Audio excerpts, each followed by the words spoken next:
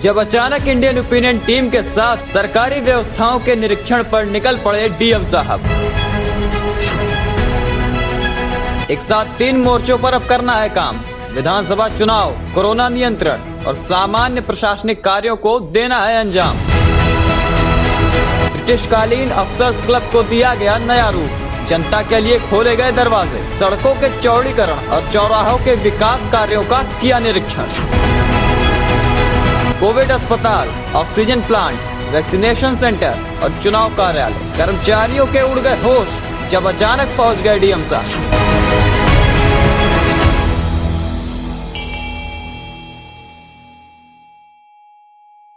राजधानी लखनऊ का सबसे नज़दीकी जनपद बाराबंकी है और इसलिए बाराबंकी की जो विकास की आवश्यकताएं हैं, यहाँ पर जो चैलेंजेस हैं वो भी थोड़ा सा अलग हैं। राजधानी में अब जनसंख्या काफ़ी बढ़ गई है, तो बाराबंकी में पूरे उत्तर प्रदेश के लोग रहना चाहते हैं जिनकी रिहायशी ज़रूरतें लखनऊ में नहीं पूरी हो पाती हैं, वो बाराबंकी में बस रहे हैं। तो बाराबंकी शहर में भी धीरे धीरे आबादी बढ़ रही है, अर्बनाइजेशन, शहरीकरण बढ़ रहा है और उसके लिहाज से शहर के एक समग्र विकास की ज़रूरत भी है और काम भी इस क्षेत्र में हुआ है। जिला प्रशासन ने कई क्षेत्रों में काम किया है। सड़कों की वाइडनिंग, जो पुरानी इमारतें थीं, जो उपयोगी भवन थे, उनमें सुधार हुए हैं ताकि लोग उनकी व्यवस्थाओं का लाभ ले सकें और उनका बेहतर इस्तेमाल प्रशासन के द्वारा किया जा सके। हमारे साथ बाराबंकी के ज़िलाधिकारी डॉक्टर आदर्श हैं जो आज शहर के निरीक्षण पे निकले हैं और ये शहर में जो परिवर्तन हुए हैं पिछले कुछ महीनों में, जो तमाम ऐसे काम हुए हैं जिससे एक नया स्वरूप इस शहर को मिला है, उसके इंस्पेक्शन करेंगे, उसका निरीक्षण करेंगे और अन्य व्यवस्थाओं पर भी आपसे बात करेंगे। डॉक्टर आदर्श का हम स्वागत करते हैं द इंडियन ओपिनियन में। बहुत बहुत धन्यवाद। डीएम साहब, बाराबंकी शहर की क्या ज़रूरतें आपने देखी हैं? यहाँ पर आपको ज़िलाधिकारी के रूप में अच्छा कार्यकाल आपका रहा, तो इस शहर की जो नीड्स हैं आप उनको किस रूप में देखते हैं?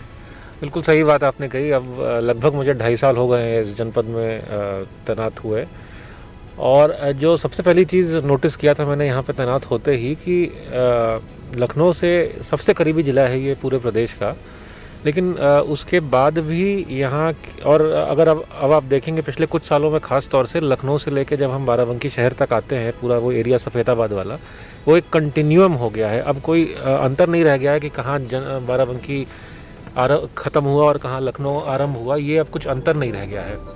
वो सब एक ही कंटिन्यूम बन गया है। तो ऐसी परिस्थितियों में ये एक छोटा सा ही शहर है अभी भी, और छोटे से शहर की देखिए अपनी अलग कुछ मजबूरियां होती हैं। हम क्योंकि एक केवल नगर पालिका परिषद हैं, हम नगर निगम नहीं हैं। नगर पालिका परिषद में भी हम केवल जो छोटे स्तर का नगर पालिका परिषद होता है हम वही हैं। तो बहुत सारी दिक्कतें होती हैं, हमारे संसाधन लिमिटेड हैं और उसी में हमें कुछ ना कुछ करने का प्रयास करना है। तो उसी के साथ एक विज़न हम लोग ने सोचा था कि थोड़ा थोड़ा हम लोग प्रयास करते हैं, कुछ हम लोग कोशिश करते हैं कि बेहतर सुविधाएं हम दे पाएँ यहाँ पे शहर में रहने वाले लोगों को। और 2.5 साल में यही हम लोग ने प्रयास किया। कुछ सफल हुए हैं और कुछ नहीं सफल हुए हैं, ये भी कहने में मुझे कोई हिचक नहीं है, लेकिन प्रयास जारी है और सबकी सहभागिता के साथ कोशिश करेंगे कि और अच्छा कुछ कर सकें। यहाँ पे हिस्टोरिकल बिल्डिंग है, ऑफिसर्स क्लब जिसे कहते हैं, और ज़िलाधिकारी आवास के बिल्कुल निकट ही उसका कैंपस है, बिल्कुल लगा हुआ है। और पुराने समय से ही हमें लगता है कि ब्रिटिश पीरियड का वो एक पूरा स्ट्रक्चर वहाँ पर था और वहाँ अधिकारियों के लिए और शहर के जो भी महत्वपूर्ण लोग हैं उनका एक समागम और काम के बाद वहाँ पर बैठना, चिंतन चर्चाएं करना, कुछ अलग से प्लानिंग करना, रिक्रिएशन का भी वहाँ पर अपॉर्चुनिटीज़ थी। तो वो स्थिति उसकी बड़ी ख़राब हो गई थी विगत वर्षों में। उस पर भी कुछ काम हुआ है इधर? बिल्कुल, हम देखिए अभी सामने वही है। इनफैक्ट इसका नाम ऑफिसर्स क्लब नहीं था, बड़ी इंटरेस्टिंग हिस्ट्री, इसका नाम वाइट क्लब था। ये केवल अंग्रेज़ों के लिए ही ये क्लब था और बड़ा ऐतिहासिक क्लब है। इसकी अभी भी इसमें आप देखेंगे तो बोर्ड्स वगैरह सब लगे हुए हैं और बहुत ही जर्जर हालत में चमगादड़ इसके अंदर रहते थे जब हम लोग आए थे। तो तब से हम लोग ने कोशिश किया विभिन्न मदों में, नगर पालिका से, विनियमित क्षेत्र के, कुछ CSR से भी, हमें ICICI बैंक ने जो है हमें कुछ धनराशि उसमें उपलब्ध कराई। उन सब से मिलकर हमने कोशिश किया इसको वापस उसकी एक ग्रैंडर उसका ला सके और इसका नाम भी परिवर्तित किया, क्योंकि वाइट क्लब नाम आज के ज़माने में बिल्कुल उचित नहीं है। तो इसका नाम भी हम लोग ने ऑफिसर्स ये क्लब एक किया। इम्पीरियलिज्म का प्रतीक। बिल्कुल सही बात है, और there is no place for such terminology और such ideology in today's world and time. तो उसी वजह से हम लोग ने इसको किया है, और इसमें हम लोग ने एक और अच्छा काम किया है कि एक बड़ा हॉल बनाया है और उसको नगर पालिका को हैंडओवर किया है, जिसमें कि हमारी जो बैठकें होती हैं या कोई विजिट्स होती हैं तो कर सकते हैं। और हम ये भी प्रयास करेंगे कि इसको किराए पे भी हम आम जनमानस को दे सकते हैं, ताकि कोई भी आके यहाँ पे अपने छोटे मोटे फंक्शंस कर सकता है, और उससे हमें जो धनराशि प्राप्त होगी उससे हम इसका रखरखाव कर सकते हैं। एक अच्छी बात आपने बताई कि अब पब्लिक के भी लोग जो इस रॉयल कैंपस का जो एक पुराना इसका बड़ा गौरवशाली इतिहास रहा है, और अब वहाँ पर जो एक ब्रिटिशर्स ने एक सिस्टम बना रखा था कि वो केवल उनकी जो हाई फाई सोसाइटी थी और एक वाइट क्लब करके इसका नाम रखा था, यानी उससे एक अंदाज़ा लगता है कि जो भारतीयों के प्रति एक भावना थी कि भारतीयों को शायद प्रवेश निषेध रहा होगा या केवल वीआईपी सोसाइटी के लिए रहा होगा। तो आपने आम जनता के लिए भी इसके दरवाजे खोल दिए हैं, जो लोग भी इसे लेना चाहें रेंट पे ले सकते हैं, जिससे एक रेवेन्यू जनरेशन होगा और इसकी मेंटेनेंस के एक्सपेंसेस भी। तो आइए हम लोग डीएम साहब के साथ देखते हैं कि वाइट क्लब को किस तरह से एक सुंदर स्वरूप दिया गया है।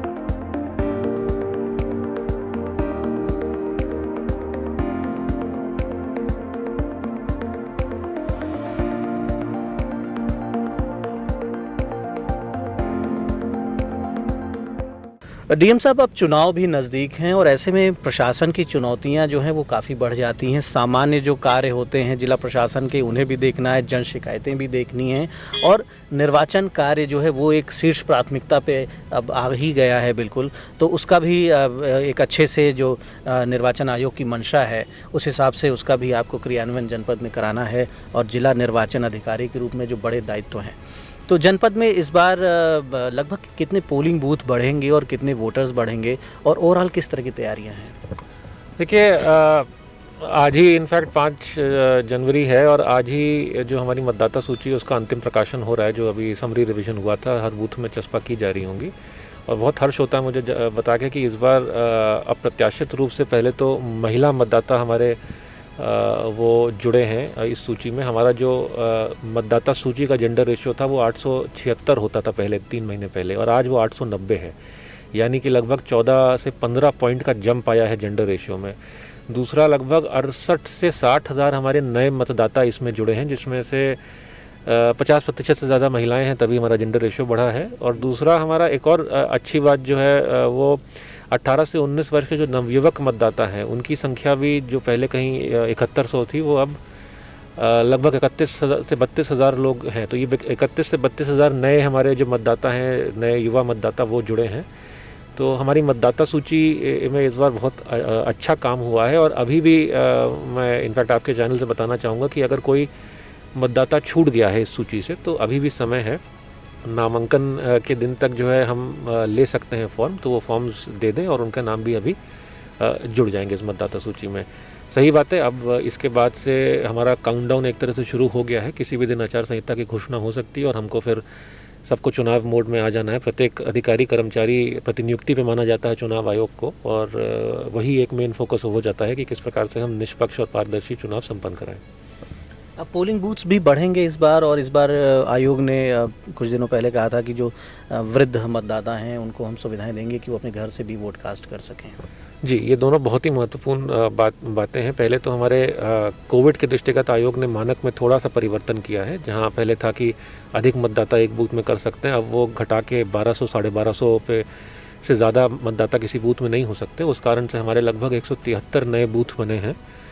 और ये भी बात सही है कि कोविड की ही दृष्टि से आयोग ने ये भी निर्णय लिया है कि हमारे 80 वर्ष से ऊपर जितने मतदाता हैं और हमारे जितने भी दिव्यांग मतदाता हैं उनको ये अतिरिक्त सुविधा दी जाएगी कि यदि वो चाहें तो वो अपने घर से ही वोट डाल सकते हैं। और हमारी टीमें जो हैं उनके घर में जाएंगी, उनसे उनकी सहमति लेंगी। अगर वो सहमति देते हैं वहाँ से वोट डालने के लिए, तो वहाँ पे जाके वो हमारी टीमें उनके वोट जो पुराने ज़माने में जैसे होता था बैलेट बॉक्स में, वो वोट डाल सकते हैं।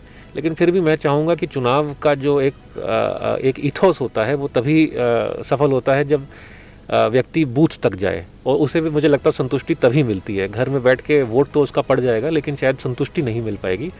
तो अभी तक का जो अनुभव रहा है बाकी राज्यों में और जनपदों में, वो यही रहा है कि लोग इस ऑप्शन को प्रेफर नहीं करते हैं। ऑप्शन ज़रूर है, और अगर वो चाहेंगे तो उसको हम लोग एक्सरसाइज भी वो कर सकते हैं, लेकिन लोग ज़्यादा से ज़्यादा प्रेफर करते हैं कि वो बूथ में ही आए इलेक्शन के दिन, लेकिन ये विकल्प है। तो मतदाताओं के लिए हर तरह की तैयारी आयोग के निर्देश पर जिला प्रशासन के द्वारा की जा रही है, उनकी सुविधाओं का पूरा ख्याल रखा जा रहा है। जो दिव्यांग हैं, जो वृद्ध हैं, उनके लिए भी व्यवस्थाएं की जा रही हैं। और अब डीएम साहब आ गए हैं निर्वाचन कार्यालय का निरीक्षण करने, और आइए देखते हैं कि किस प्रकार से तैयारियां हो रही हैं।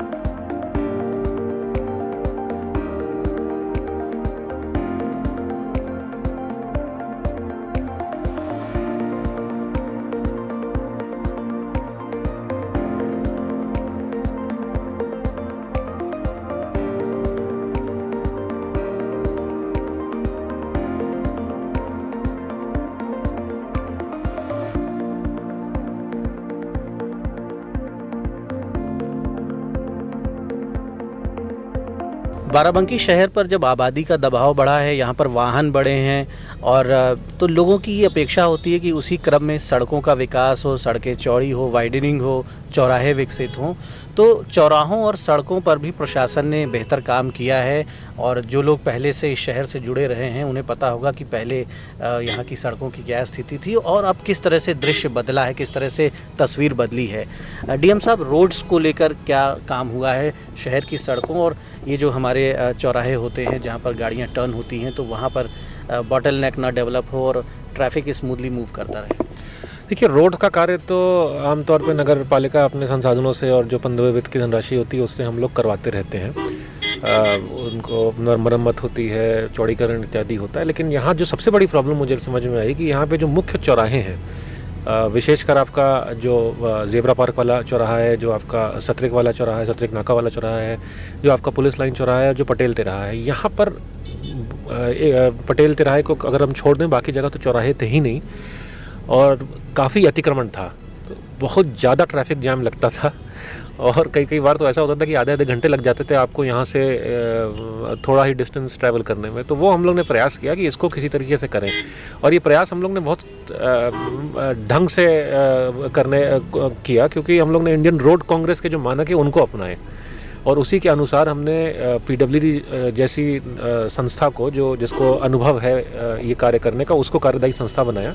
विनियमित क्षेत्र की धनराशि का हम लोग ने सदुपयोग किया, और हम लोग ने 3 चौराहों को चौराहों के स्वरूप में लाए, और उसमें हम लोग ने ये कोशिश की कि जो जनपद की सांस्कृतिक धरोहर है, ऐतिहासिक धरोहर है, उसको कहीं ना कहीं हम उसमें उजागर करने का प्रयास करें। यहाँ के जो बहुत नामी गिरामी खिलाड़ी रहे हैं, KD सिंह बाबू साहब, उन एक चौराहे में उनकी हम लोग ने प्रतिमा को इंस्टॉल किया जी।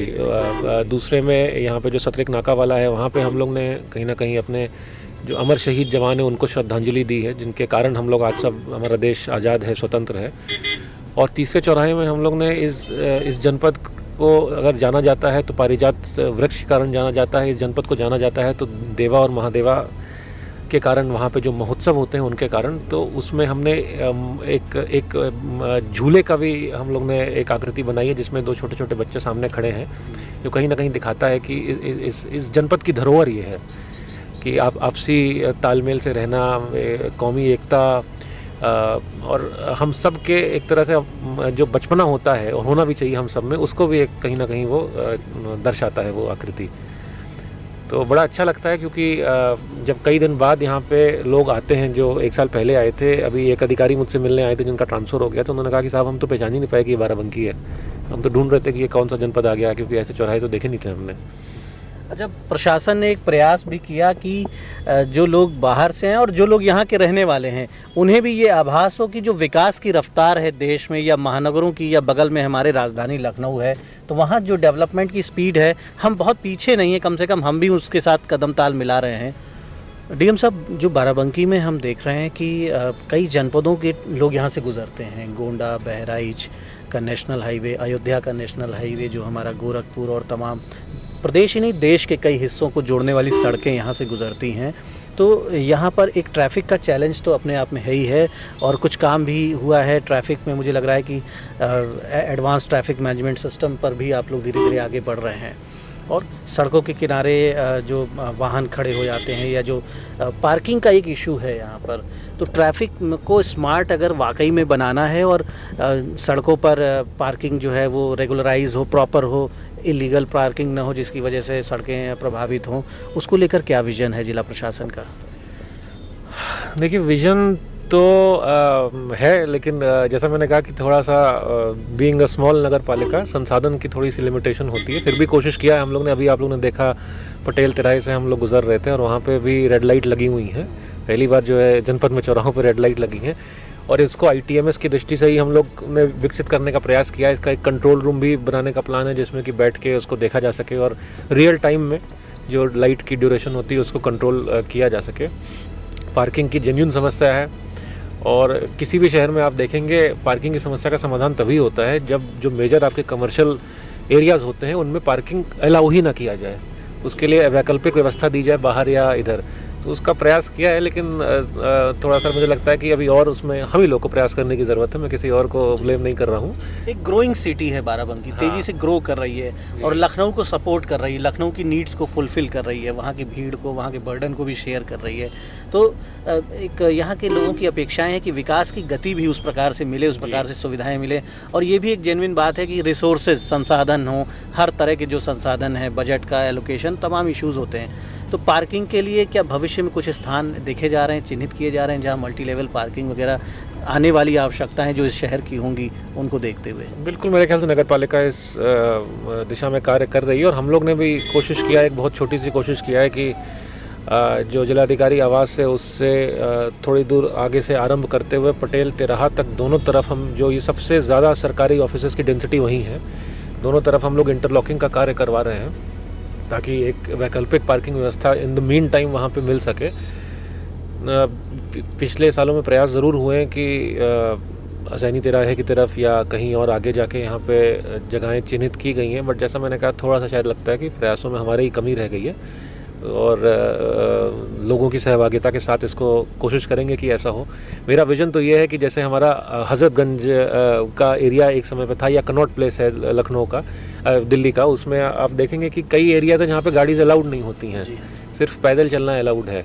और विदेशों में भी आप देखेंगे तो यही होता है, जहाँ क्योंकि वहाँ पे भी ऐसा नहीं, विदेश में बहुत ज़्यादा जगह होती है, वहाँ भी सड़कें सक्रिय होती हैं, लेकिन वहाँ पे ये है कि हम लोग सब डिसिप्लिन होते हैं लोग, और अपने आप ही अगर कोई नियम स्थापित किया है प्रशासन ने तो उसका अनुपालन होता है। गाड़ी अगर नहीं लानी है तो नहीं खड़े करेंगे, वहाँ पे तो सब साइकिल से जाते हैं लोग या पैदल जाते हैं। तो उसी प्रकार से तो एक आपकी इन बातों में एक अपील भी मुझे लग रही है कि बाराबंकी के लोग या जो भी लोग यहाँ आवागमन करते हैं, थोड़ा सा अनुशासन के साथ, डिसिप्लिन, और एक उनके अंदर भी एक कोऑपरेशन की, सहयोग की भावना हो कि हमारे शहर में ट्रैफिक जाम ना हो, हम गाड़ियाँ शहर से, सड़क से किनारे लगाएं और एंक्रोचमेंट ना करें।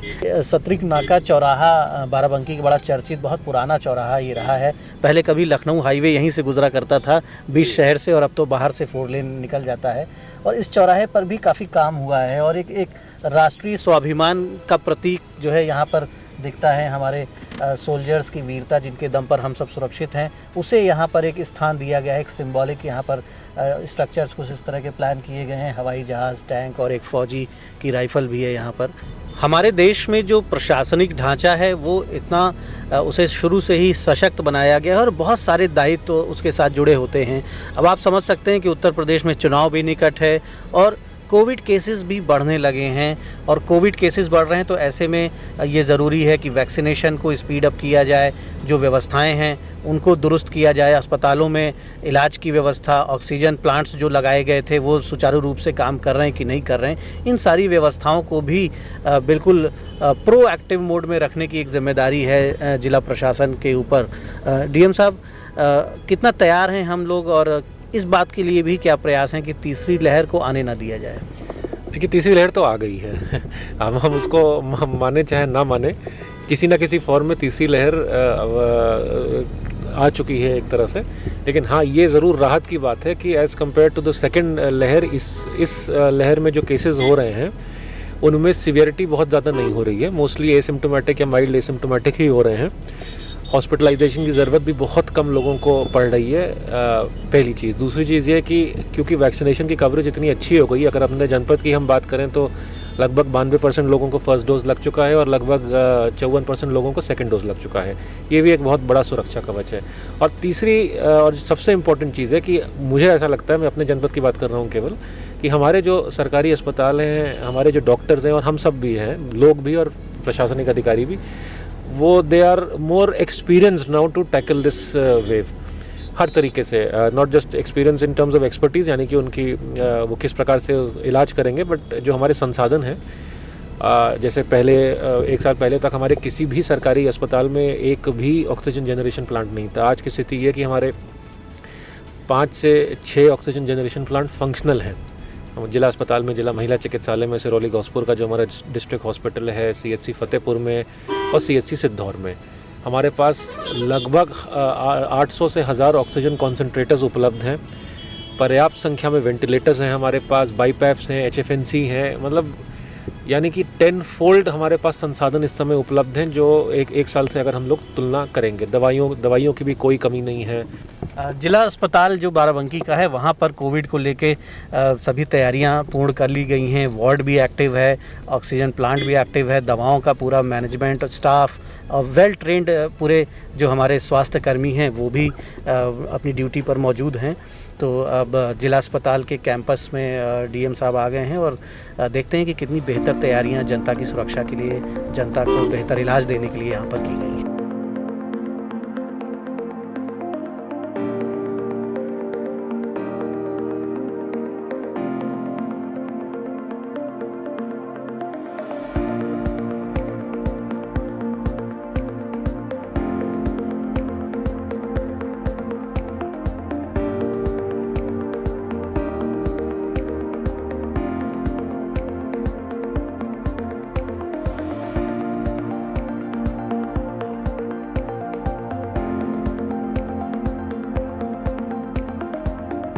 बाराबंकी के डीएम साहब स्वयं एक डॉक्टर हैं, MBBS हैं, तो कोविड की जो संवेदनशीलता है, जिस तरह से एक मजबूत सामना करना चाहिए, उसका एक अच्छा अनुभव आपके पास है। डीएम साहब, हम इस समय ज़िला अस्पताल के इस कोविड वार्ड में हैं और हम देख पा रहे हैं कि हमारे सामने ये वेंटिलेटर जो PM केयर्स फंड का है, ये इसको संचालित कराया है आपने, इसका डेमो आप देख रहे हैं। कितनी मजबूत तैयारी हमारी अस्पताल के अंदर, और आपने बताया जैसा कि हम लोग पूरी तरह से तैयार हैं, संसाधनों की भी कमी नहीं है, लेकिन ये सारी जो मशीन्स हैं, जो जीवन रक्षक उपकरण हैं, ये हमारे जब ज़रूरत हो, जब गंभीर स्थिति हो, तो ये सारे फंक्शनल हों, इसके लिए क्या सावधानी बरत रहे हैं? बिल्कुल, एक पुरानी कहावत है, the more you sweat in peace the less you will bleed in war. आप जितनी मेहनत परिश्रम करेंगे युद्ध से पहले, आपको युद्ध में उतना ही कम आपका खून बहेगा। तो उसी को अगर हम लॉजिक को बढ़ाएं आगे, तो जितनी हम लोग मेहनत और परिश्रम और रिहर्सल करेंगे एक्चुअल मतलब मरीज़ों के आने से पहले, उतने ही हम अच्छी स्थिति में होंगे कि मरीज़ों का बेहतर उपचार कर सकें। उसी के दृष्टि से प्रदेश सरकार द्वारा 3 और 4 जनवरी को, यानी बीते 2 दिनों में पूरे प्रदेश में फुल रिहर्सल करवाया गया था। और मुझे लगता है आप लोग प्रथम आए थे शायद जी सर, पूरे प्रदेश में जो है बाराबंकी जनपद जो है रिस्पॉन्स टाइम में कि कितना जल्दी हम रिस्पॉन्स करते हैं कोविड मरीज़ के ट्रीटमेंट में, उसमें आपके जनपद का जिला अस्पताल बाराबंकी का वो पूरे प्रदेश में प्रथम आया है। बहुत गर्व का विषय है। बड़ी अच्छी टीम है हमारे यहाँ पे, CMS साहब हैं यहाँ पे साथ में, और आप देख रहे हैं कि ये मतलब हाथ कंगन को आरसी क्या, आप यहाँ पे खुद ही देख रहे हैं कि ये मशीनें जो PM केयर्स की हमें मिली हैं वो सब बिल्कुल पूरी तरीके से क्रियाशील हैं। इस विंग को हम लोग ने डेडिकेटेड कोविड अस्पताल बनाया है। अभी हमारे पास 28 बेड्स है, जिसमें से कि 11 बेड्स में तो वेंटिलेटर युक्त हैं। वो हमारे पास HFNCs भी हैं, बाईपैप्स भी हैं, और उसके अतिरिक्त हमारे पास ऑक्सीजन जो सेंट्रल ऑक्सीजन सप्लाई के अतिरिक्त 500 LPM का प्लांट हमारा लगा हुआ है। हमारे पास ऑक्सीजन सिलेंडर्स और ऑक्सीजन कॉन्सेंट्रेटर्स भी पर्याप्त मात्रा में है। एक और इनका 500 LPM का सेकंड ऑक्सीजन प्लांट भी, वो भी बहुत जल्दी, मुझे लगता है अगले 10 दिन में क्रियाशील हो जाएगा। तो पूरी तरीके से हम लोग तैयार हैं, और मुझे नहीं लगता कि इस जनपद में आपको इस अस्पताल से बेहतर चिकित्सक या सुविधाएं मिल सकती हैं कोविड के उपचार के लिए। नॉट जस्ट कोविड के उपचार के लिए, किसी भी मर्ज के उपचार के लिए, बट अभी क्योंकि कोविड की हम दृष्टि से बात कर रहे हैं, इतने अच्छे डॉक्टर, इतने क्वालिफाइड डॉक्टर, इतने लगनशील डॉक्टर और इतने अच्छे संसाधन आपको कहीं नहीं मिल सकते। ये मेरा दावा है जिला अस्पताल में, मैं आज खड़े होकर ये आप सबको आश्वस्त कर सकता हूँ। तो ये एक बड़ी उपलब्धि है, और एक जो डीएम साहब ने जो दावा किया है, निसंदेह इससे बड़ी राहत मिलेगी जनता को। जो मरीज हैं, खास तौर पर हमारे वो लोग जिनकी आर्थिक स्थिति अच्छी नहीं होती है, जो सरकारी अस्पतालों को ही अपना सहारा मानते हैं, उनके लिए सरकारी अस्पतालों का मजबूत होना एक बड़ी बात है, खुशी की बात है, एक राहत की बात है। तो जिला प्रशासन ने पूरी गंभीरता से कोविड का जो दस्तक आई है ओमिक्रॉन के रूप में, और जिस तरह से केसेस बढ़ रहे हैं, उसके लिए भी पूरी मजबूत तैयारी कर ली है। तो इलेक्शन के फ्रंट के साथ साथ कोविड के फ्रंट पर भी दोहरे युद्ध के लिए जिला प्रशासन तैयार है।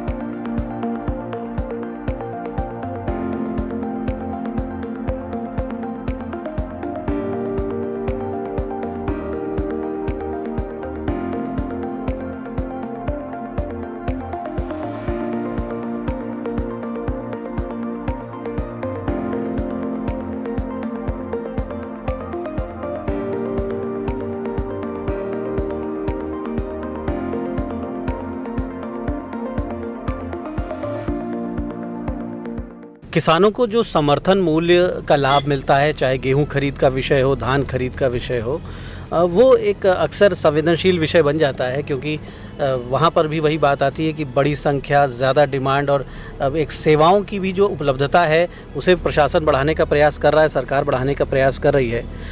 डीएम साहब, धान खरीद इस समय चल रहा है, और धान खरीद पूरे प्रदेश में तमाम तरह की खबरें और चर्चाएं भी आ रही हैं, शिकायतें भी आ रही हैं लोगों की। किसानों की ये समस्या होती है, उनका ये एक जर्नल प्रॉब्लम होती है कि साहब हम हफ्ता 10 दिन हमें वेट करना पड़ता है, और बिचौलिए ज़्यादा फ़ायदा ले जाते हैं। सरकार देना चाहती है फ़ायदा किसानों को, गलत लोग फ़ायदा उठा ले जाते हैं। तो किस तरह से व्यवस्थाओं को पारदर्शी बनाया गया है, और किसानों को कम सिरदर्द में, कम मेहनत में, या कम से कम उन्हें संघर्ष के साथ अधिकतम लाभ मिल जाए, ये सुनिश्चित किया गया है? देखिए, इस बार हमारा जो लक्ष्य था धान क्रय का, वो लगभग 1,69,000 मेट्रिक टन का था। उसमें से 85,000 मेट्रिक टन का क्रय हो चुका है, यानी कि लक्ष्य का आधा हम लोग कर चुके हैं, और ये सीधे किसानों से ही क्रय किया गया है। धनराशि भी सीधे किसानों के ही खातों में डाली गई है, और तमाम तरीके के तकनीक का उपयोग करके शासन द्वारा पिछले वर्षों में ये सुनिश्चित किया गया है कि जैसे आप बात कर रहे थे बिचौलियों की और बाकी इस तरह की जो धांधलियाँ होती थी, उसको कैसे हम एलिमिनेट कर दें थ्रू टेक्नोलॉजी। चाहे वो ई-पॉप मशीन के बारे में हो, चाहे वो बायोमेट्रिक के साथ जो है खरीद के बारे में हो, चाहे ऑनलाइन रजिस्ट्रेशन हो, चाहे ऑनलाइन टोकन हो। अब तो GPS टैगिंग कर दी गई है मशीन की, जिससे हम बायोमेट्रिक लेते हैं, ताकि ये ना हो सके कि जैसे पहले होता था कि मशीन को ले जाके आप कहीं बाहर उसका दिखा देते हैं खरीद, और वास्तविक खरीद जो है नहीं होती है केंद्र पे। बहुत सारी चीज़ों का प्रयोग किया गया है, और उसी का शायद रिज़ल्ट है कि इस बार शिकायतें ज़रूर आई हैं, क्योंकि परफेक्ट नहीं होता है कोई भी सिस्टम, लेकिन पिछले सालों की तुलना में करूँ तो काफ़ी कम शिकायतें आई हैं। थोड़ी दिक्कत मैं मानता हूं कि टोकन लेने में कुछ किसानों को ज़रूर हुई है, लेकिन उसके लिए हम लोग प्रयास करते हैं और पूरा सहयोग भी करते हैं कि इस प्रकार से टोकन मिल सके। एक हमारी व्यवस्था हो जाती है, क्योंकि ऑनलाइन टोकन बेस्ड प्रणाली है ये, तो सॉफ्टवेयर आधारित होती है। कभी कभी सॉफ्टवेयर अगर डाउन हो जाता है, सर्वर लोड ज़्यादा हो जाता है, तो थोड़ा विलम्ब होता है टोकन में। लेकिन आज की जो स्थिति है जो मुझे बताई गई है कि टोकन मिलने में 3 से 4 दिन का समय लग रहा है और उसके बाद कोई भी किसान अपना धान आकर बेच सकता है। कुछ किसान ये बताते हैं, आपको भी बताते होंगे कि टोकन के लिए जो एक वेबसाइट जो बनाई है, पोर्टल जिस पे आप करना है, कुछ ही मिनटों में वो एकदम फुल हो जाता है। तो लोग सुबह 10 बजे कंप्यूटर घेर के बैठते हैं और एक बड़ी सिचुएशन वहाँ पर उनके लिए प्रॉब्लमेटिक हो जाती है। और इसके साथ साथ केंद्रों पर एक जनरल एक प्रॉब्लम आती है कि साहब अगर कोई किसान है, उसका टोकन तो उसे 50 क्विंटल का या 60 क्विंटल का जो भी टोकन उसके पास है वो लेके जाता है, तो वहाँ पर वो केवल 30 क्विंटल ही तौलते हैं। बाकी कहते हैं कि नहीं, हम इतना ही एक दिन में तौलेंगे, 30 क्विंटल ही, अब आप बाकी वापस लेकर जाइए। इस तरह की एक शिकायतें आती हैं कुछ। ये वाली बात आपकी कुछ हद तक सही है कि जो हमारा सॉफ्टवेयर है, मैंने भी सुना है कि 5 मिनट में भर जाता है। लेकिन बात हम लोग ने भी किया है ऊपर कि ये दिक्कत ना आए और होपफुली अब इस दिक्कत का समाधान हो जाएगा। और दूसरी बात जो आपने मात्रा की बात कही है कि 30 क्विंटल या कुछ, वो मात्रा एक्चुअली एक यूनिक दिक्कत है हमारे जनपद की कि हाइब्रिड धान जो है थोड़ा ज़्यादा होता है यहाँ पर, और हाइब्रिड की रिकवरी लेकिन कम होती है। उसकी जब राइस की रिकवरी होती है वो कम होती है और उसी कारण से FCI भी प्रेफर नहीं करता है उसको लेना। और शासन ने भी ये प्रतिबंध लगाया हुआ है शासन आदेश में कि 35% से ज़्यादा कुल खरीद का आपका हाइब्रिड नहीं हो सकता है, क्योंकि उसकी रिकवरी कम होती है। तो हमारे हाथ पैर कहीं ना कहीं बंधे होते हैं। उसी कारण से हमें भी ये देखना पड़ता है कि हम जो कुल खरीद कर रहे हैं वो 35% की सीमा उसमें हाइब्रिड क्रॉस ना करे। तो इस वजह से कहीं ना कहीं कुछ दिक्कत आती है, क्योंकि ये एक अच्छा पॉइंट आप बता रहे हैं जो किसानों को सबको जानना और समझना चाहिए। बिल्कुल। अच्छा, अब इसमें होता क्या है, क्योंकि शायद हाइब्रिड की पैदावार अच्छी होती है, उसकी आई थिंक इनपुट कॉस्ट कम होती है किसानों के लिए, यील्ड ज़्यादा है, इनपुट कॉस्ट कम है, तो किसान प्रेफर करते हैं। लेकिन उस रिकवरी अगर हम बात करें तो वो कम होती है एज़ कम्पेयर टू कॉमन। इसी कारण से जो ये प्रतिबंध लगाया हुआ है। और ये इस जनपद का मुझे लगता है इस एटलीस्ट इस मंडल में तो ये यूनिक जनपद है जहाँ पे हाइब्रिड ज़्यादा होता है, बाकी जनपदों में कॉमन ज़्यादा होता है। तो ये भी प्रयास हम लोग को करना चाहिए कि हम लोग कॉमन धान का ही प्रयोग मतलब को आने वाले सालों में उसको ज़्यादा से ज़्यादा उसकी पैदावार हम करें, तो उसमें ये दिक्कत फिर नहीं आएगी। तो ये एक अच्छी बात आपने बताई है कि जो रूल्स हैं, जो नियम हैं, और यही आपका जो धान, आप किसान भाइयों का जो धान है, इसे FCI में भेजा जाता है, फिर यही आगे चल के हमारी जो PDS की शॉप्स हैं उसके माध्यम से हमारे देश के लोगों को, गरीबों को ये खाद्यान्न मिलता है। तो वहाँ पर क्वालिटी कंट्रोल को मेंटेन करना भी एक बड़ा दायित्व है जिला प्रशासन के सामने। तो जिलाधिकारी महोदय आ गए हैं अपने कार्यालय पर। यहाँ पर जन शिकायत के लिए प्रतिदिन बैठते हैं, लोग आते हैं और जनता की शिकायतें सुनी जाती हैं और उसके निर्देश सभी विभागों को, सभी अधिकारियों को दिए जाते हैं। तो देखते हैं कि जनता यहाँ पर आई होगी DM साहब से मिलने।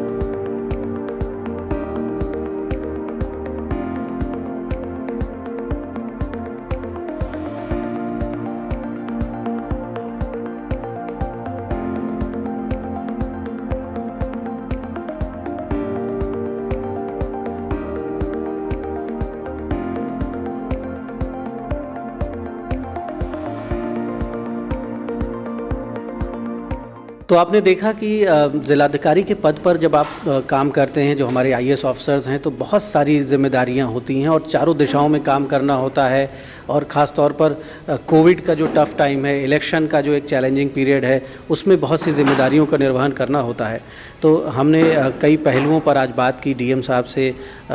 सारी व्यवस्थाओं को इन्होंने देखा और इंस्पेक्शन भी किया और शहर को किस तरह से बाराबंकी को एक सुगम यातायात देने के लिए, एक भव्य रूप देने के लिए जो यहाँ पर काम हुए हैं, उस पर भी चर्चा हुई। DM साहब, जन शिकायतें, जो पब्लिक ग्रीवेंस है आपका, जो लोग आते हैं, पब्लिक के लोग आपसे मिलने आते हैं, वो जो एक सिस्टम है आपका, उसको अब इलेक्शन के टाइम पर आपकी जाहिर सी बात है जिला निर्वाचन अधिकारी के रूप में जो दायित्व होंगे तो वो आपके लिए प्राथमिकता पर होंगे। तो लोगों की बातें सुनी जाती रहें, काम उनके होते रहें, उस पर किस तरह से फोकस है? देखिए, पहले तो जो हमारी जन शिकायतें हैं वो कई माध्यम से होती हैं। एक तो IGRS पोर्टल पर जाके ऑनलाइन दर्ज की जा सकती हैं, 1090 हेल्पलाइन नंबर है, उस पर कॉल करके दर्ज हो सकती हैं। कोई आपातकालीन परिस्थिति तो 112 पे भी कॉल कर सकते हैं। तो वो सारे माध्यम तो यथावत रहेंगे ही, चाहे कितनी भी व्यवस्था क्यों ना हो। और यहाँ पे भी हम लोग प्रयास करते हैं कि अगर चुनाव में जाहिर सी बात है कि फोकस पूरा उस पर हो जाता है। जब हमारा नामांकन चलता है तो हमारे सारे एसडीएम यहीं पे तहसील में, सदर तहसील में बैठ के 11 से 3 तक नामांकन पत्र प्राप्त करते हैं। फिर भी कोशिश करते हैं कि कोई ना कोई रहे कार्यालय में उपस्थित और वो शिकायतों को प्राप्त करे और उनका निस्तारण करे। और नहीं तो एक ड्रॉप बॉक्स की व्यवस्था तो हम लोग करते ही हैं। अगर कोई ना भी उपलब्ध हो पाया किसी आकस्मिकता के चलते, तो कम से कम वो व्यक्ति अपनी ड्रॉप बॉक्स में शिकायत डाल सकता है और उसको फिर शाम को निकाल कर उसमें फिर कार्रवाई की जाती है। तो अब ये तकनीक का युग है, IGRS जैसा माध्यम है आपके पास और हेल्पलाइन के नंबर्स हैं तमाम, और गांव-गांव में अब जन सेवा केंद्र हैं, इंटरनेट हैं।